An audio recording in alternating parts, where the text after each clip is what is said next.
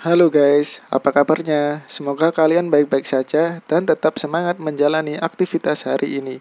Kali ini saya akan membahas film yang berjudul Who Am I tahun 2014. Film ini menceritakan tentang kelompok hacker bernama Clay yang sedang diburu oleh kepolisian karena dijebak oleh hacker lain. Film ini juga menampilkan aksi-aksi hacker yang membuat mata terkagum-kagum. Langsung aja kita mulai filmnya.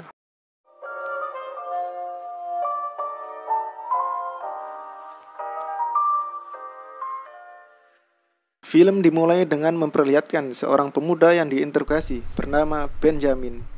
Dia sedang diinterogasi oleh seorang yang bernama Hane. Dan Hane bertanya kenapa dia di sini dan apa hubungannya dia dengan hacker-hacker lainnya. Kemudian Benjamin menceritakan kisah hidupnya yang tragis. Saat kecil, dia ditinggal ayahnya kabur dan ditinggal ibunya meninggal. Dan Benjamin kecil tidak mempunyai teman. Saat umur 14 tahun, dia mulai belajar pemrograman. Sampai dia memasuki situs darknet, tempat berkumpulnya para hacker. Dan di sana Benjamin bertemu dengan hacker paling top atau paling atas yang sekaligus idola bagi Benjamin.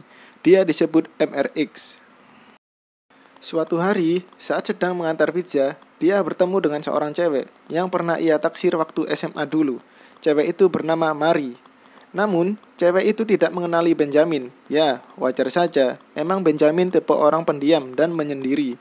Akan tetapi, dia meminta Benjamin untuk mencuri soal ujian untuknya. Dan Benjamin pun pergi tanpa bilang iya atau tidak.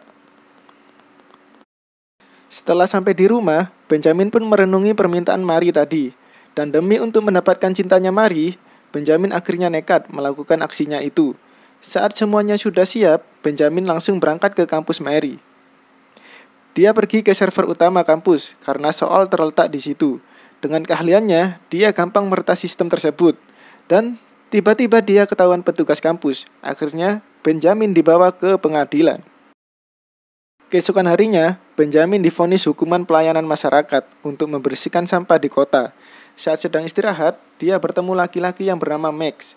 Dan Max bertanya, apa kesalahan sehingga kau dihukum? Namun Benjamin diam, tidak mau menjawab. Max pun pergi. Tiba-tiba, saat Max pergi, Benjamin menjawab, dia dihukum karena masalah komputer. Dan Max pun tertarik, akhirnya Max mengajak Benjamin bertemu nanti malam. Singkat cerita, malam pun tiba. Ternyata, Max mengadakan sebuah pesta di rumahnya. Tak disangka, ada Mari juga di sana.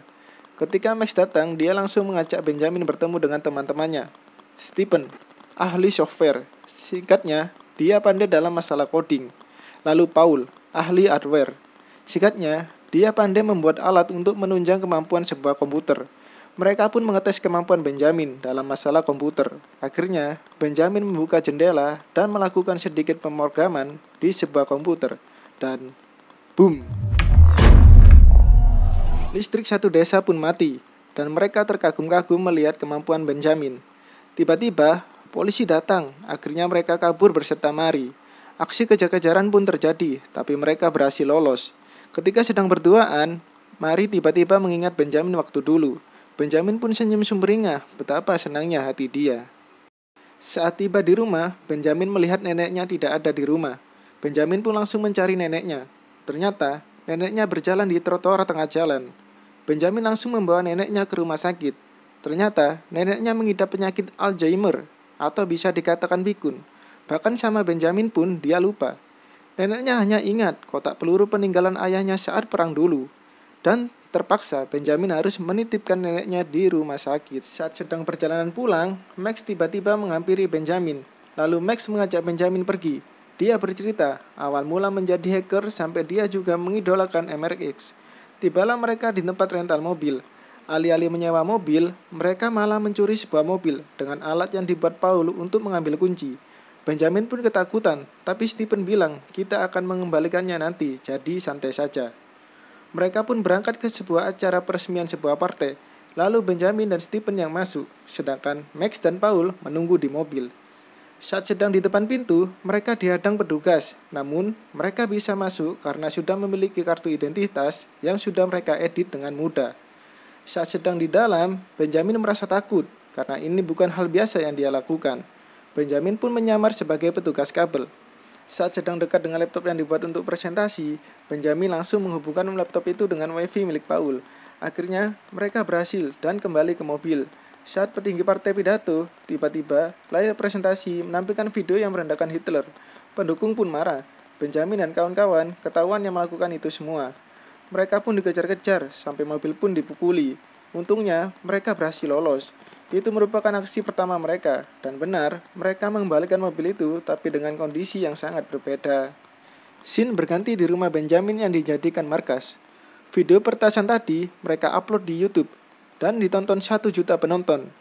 Tapi Max ingin mereka mempunyai nama, dan Benjamin pun menyarankan nama Clay, yang artinya, patut mentertawakanmu. Mereka semua pun setuju dengan nama itu. Kemudian, mereka melakukan aksi selanjutnya, yaitu meretas perusahaan farmasi besar. Seperti biasa, Benjamin menggunakan keahliannya dan kemudian mereka semakin tergila-gila melakukan aksi peretasan seperti membaca akun sosial orang lain dan lain-lain. Mereka akhirnya terkenal sampai masuk di berita TV-TV.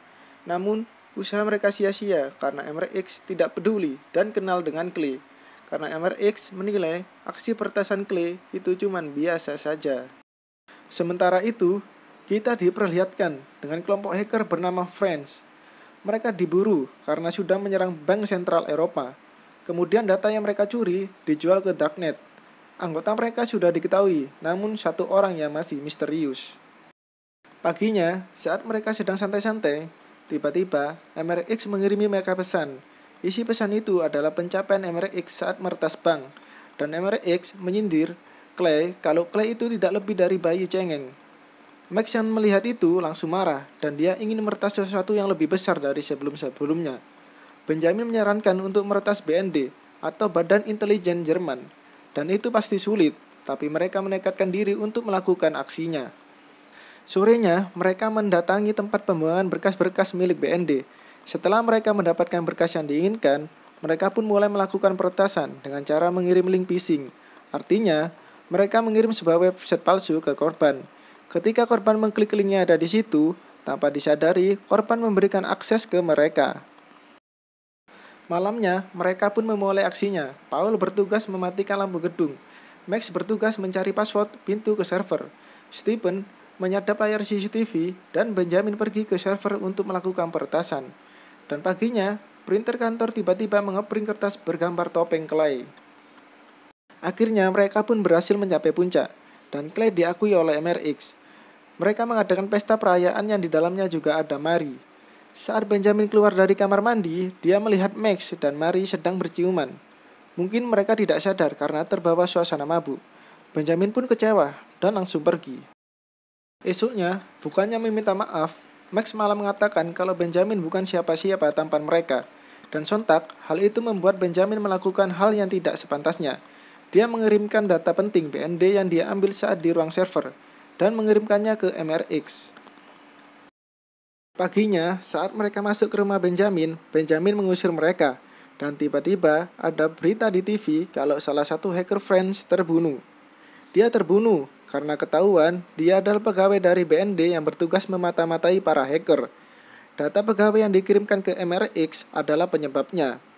Dan Clay sekarang menjadi kelompok yang bertanggung jawab atas kematian anggota Friends dan diburu oleh BND. Dan Clay mengetahui kalau MRX menjual data mereka ke Russian Cyber Mafia. Dan anggota Friends yang misterius selama ini adalah MRX. Kemudian, scene berganti ke ruang interogasi. Benjamin bilang kalau dia ingin membuka identitas MRX yang akan ditukarkan dengan pembebasan mereka dari daftar pencarian orang. Dan Benjamin ingin membuktikan kalau MRX lah orang yang membunuh anggota Friends. Tapi sebelum memulai aksinya, mereka membakar semua jejak Clay, termasuk rumahnya. Tibalah mereka di markas Europol, tapi akses masuk di sana sangat ketat. Mereka tidak bisa menggunakan cara link phishing seperti sebelumnya. Bahkan mereka sampai masuk ke saluran pembuangan. Tiba-tiba, tangan Max tertancap paku saat mencoba menarik besi. Saat mereka hampir menyerah, mereka melihat ada kartu identitas jatuh dari salah satu rombongan siswa studi tour. Benjamin tidak menyia-nyiakan kesempatan itu dan langsung mengambilnya. Saat teman-temannya tidur dan karena Benjamin merasa bersalah karena membuat semuanya seperti ini, Dia ingin melakukan sendiri tanpa bilang ke teman-temannya. Kemudian Benjamin menyamar sebagai siswanya ketinggalan dompet di kantin. Awalnya, penjaga menolak, namun dengan muka sedih, akhirnya Benjamin diperbolehkan masuk. Namun hanya dikasih waktu 2 menit. Benjamin langsung segera menempelkan alat buatan Paul. Alat itu berfungsi untuk memunculkan wifi tiruan. Korban yang menggunakan wifi itu akan otomatis komputernya bisa diakses oleh Benjamin.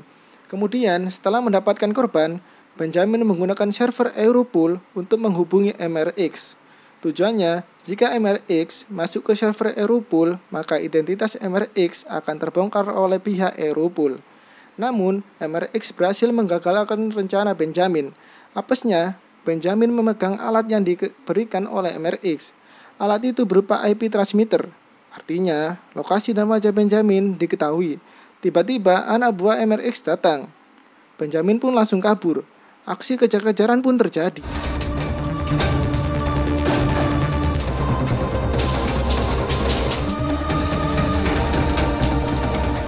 Lagi-lagi Benjamin berhasil lolos. MRX memenangkan pertandingan. Ketika Benjamin pulang, dia kaget melihat teman-temannya terbunuh semua. Lalu ada Mary menghampiri Benjamin. Dia bercerita ke Benjamin kalau ada seseorang yang membobol kampus untuk mendapatkan soal ujian.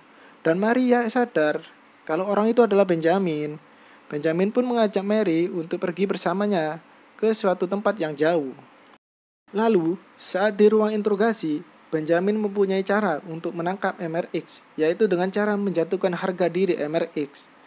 Dia meminjam komputer kantor milik Hane.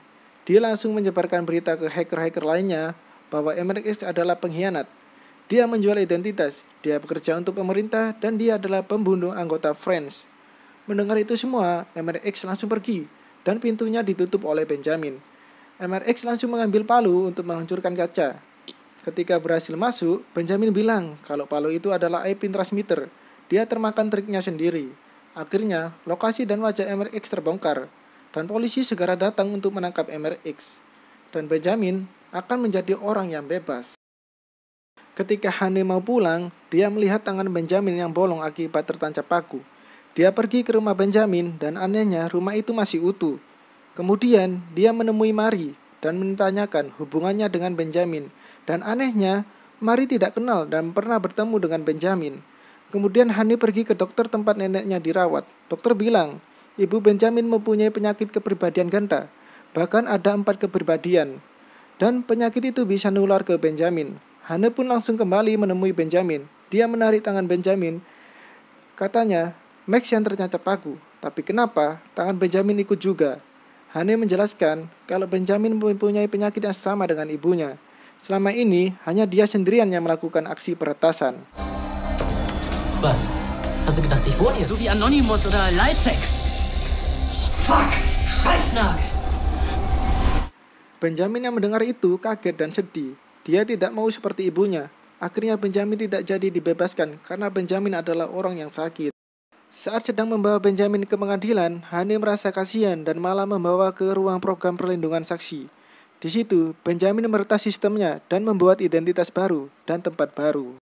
Scene berganti melihatkan Benjamin yang sedang naik kapal dan akan menuju ke tempat baru. Tiba-tiba, Mary dan juga lainnya muncul. Ternyata, ketika posisi terpojok, Max mempunyai rencana untuk meretas manusia. Dia adalah Hane. Dan mereka merencanakan semua cerita. Bahkan Benjamin rela tangannya dipalu demi mirip dengan Max.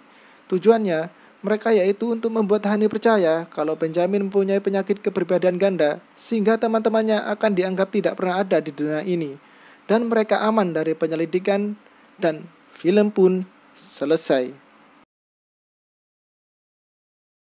Kesimpulan dari film ini adalah bukan hanya program ataupun komputer yang bisa diretas, tetapi manusia juga. Manusia mudah sekali untuk ditipu.